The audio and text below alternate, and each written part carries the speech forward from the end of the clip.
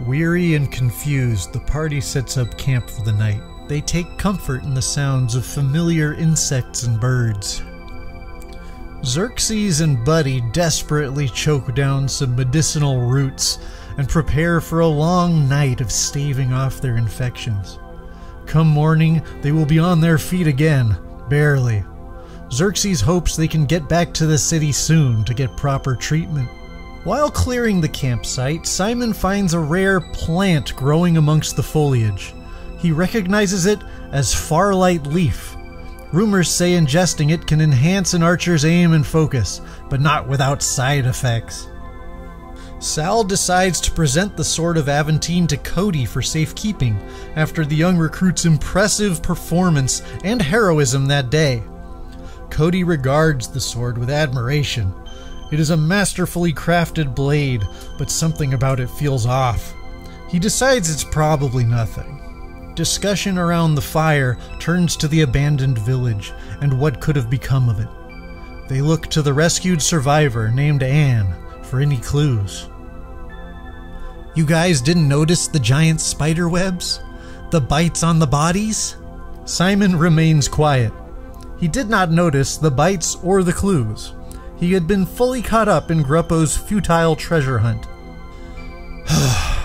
Giant spiders came in the dead of night, caught the whole village off guard, captured everyone and dragged them deep into the woods.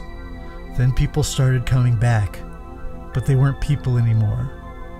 I think the venom turns folks into zombies. Vaughn shakes out his bedroll one more time, and he eyes the tree line warily. It's a damned extermination mission. At the break of dawn, Buddy is feeling just well enough to track the scent of the missing villagers. They arrive quickly and quietly as they discover a patch of forest littered with cobwebs and bones of all sizes. Their mission is simple now that they understand it. Burn the nest trees to the ground and run like hell.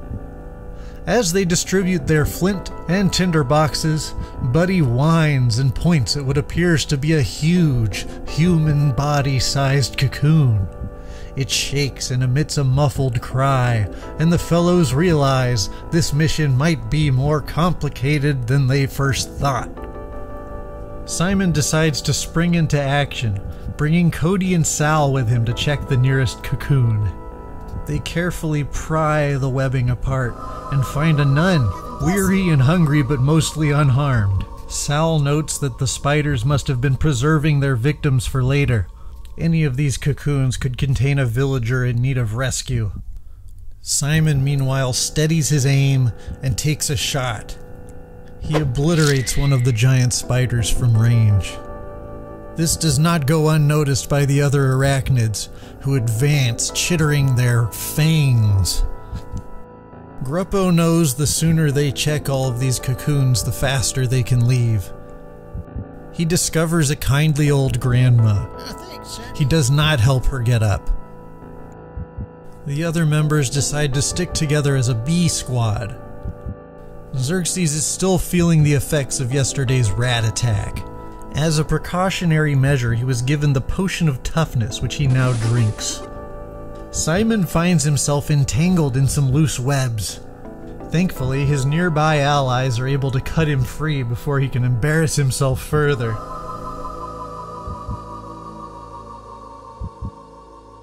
Simon's face turns beet red.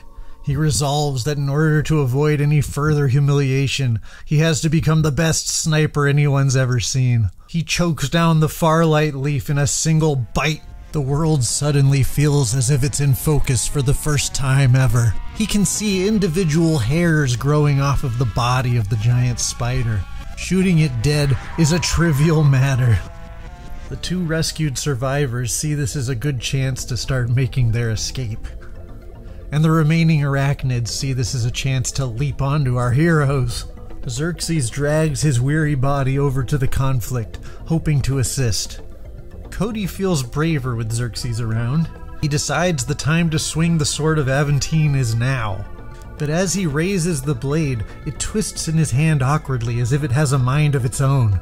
He just barely manages to fend off the spider's bite, but he soon finds out that just the tip of the fang is enough to inject poison. Gruppo takes full advantage of this distraction and lands a killing blow on the spider. It does that thing spiders do where its legs all curl up. He then hastily heads towards the next cocoon, but he finds it empty. He hears a moan nearby. Sal rushes forward to cast a magic bolt. A small spider in her beard distracts her and she misses wide. On the other side of the bushes, Buddy rushes forward to check one of the remaining cocoons. The rest of B Team catches up with him, only to find a corpse. Vaughn considers how much more manageable these corpses are when they stay asleep. As they approach the nest trees, the B Team's 6 eyes meet one of the spider's 8. Cody grips the sword with whatever strength the poison left him, and cuts the spider in 2. This blade is unruly, but it is also powerful. Simon does not seem to be aware of the manic expression on his face as he nocks an arrow. Without a word of warning, he fires past his allies. He hits the zombie between the eyes, dead center. Xerxes gives an uncomfortable glance that Simon doesn't notice. The last remaining spider advances on B Team. The survivors continue to escape uninterrupted. Gruppo sprints over to check the final cocoon, and as if retribution for his bad attitude, it's revealed to be another zombie. "Don't worry, I got you." Sal casts a blessing of strength on Gruppo from range. Orion eyes the remaining spider greedily and swoops. It turns out spiders are a favorite snack of this bird. Vaughn senses Buddy getting ready to strike the zombie. He leaps ahead and pushes the creature back in order to protect the injured pooch.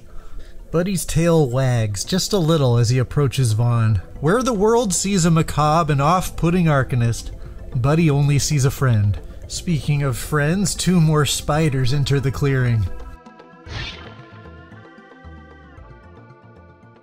Another arrow whips past the heads of Xerxes and Gruppo. The sounds of another felled zombie interrupt them before they can even utter a cuss.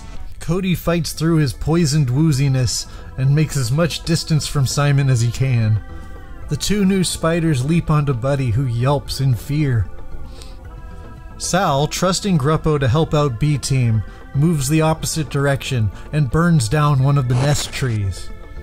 Xerxes makes a mad sprint towards one of the other nests. Gruppo sees his party in danger. He was empowered by Sal just for this purpose. He decides to burn a tree instead. Suddenly, Buddy hears another hungry shriek as Orion swoops in and eats another spider. The raptor is making a feast of this mission. The remaining spider seems wary of its natural predator. Vaughn capitalizes on this distraction and stabs it through. Buddy, for his part, seems just happy to be there. The 2 surviving villagers escape to safety, just as 2 unlucky former villagers arrive, drawn by the sounds of battle.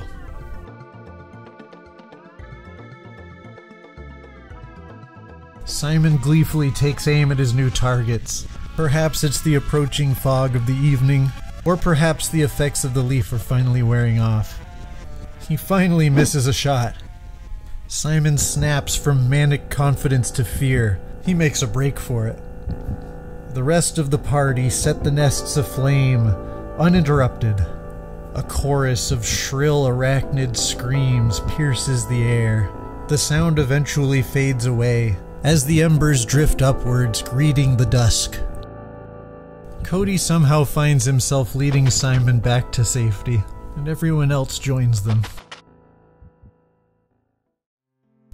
Despite what could arguably be called a flawless victory, the party seems reluctant to make eye contact with Simon on the long hike home.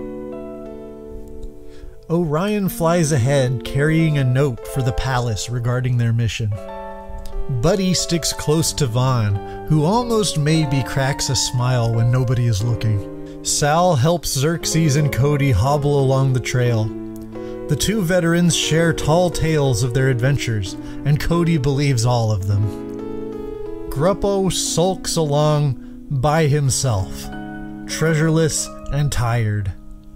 Simon is eager to return. He hopes that his party will be more forgiving after they receive their accolades and get a good night's rest. And that's the end of Mission 1. For thoroughly demolishing the spiders and saving a few villagers in the process, Simon gained 86 XP, making for 170 altogether. Next time he goes out, he'll be a bit stronger than he started. It remains to be seen who would agree to come along with him, though. Thank you guys for watching part 2 of this video. If you did not see part 1, oops, go watch part 1. When I record these, I try to stick to the rolls I got, and everybody was rolling really well in this episode, so it kind of felt like a victory lap, so I tried to zhuzh it up a bit with some storytelling. I hope it was interesting, and also I hope you check out my Patreon, where you can find all kinds of paper miniatures like the ones in this episode.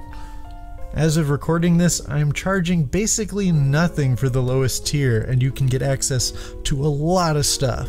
I'm still kind of deciding if this series is worth it, so any comments, likes, shares, patrons, really, that encourages me to make more of these if you want more of these. Okay, thanks, I love you, bye.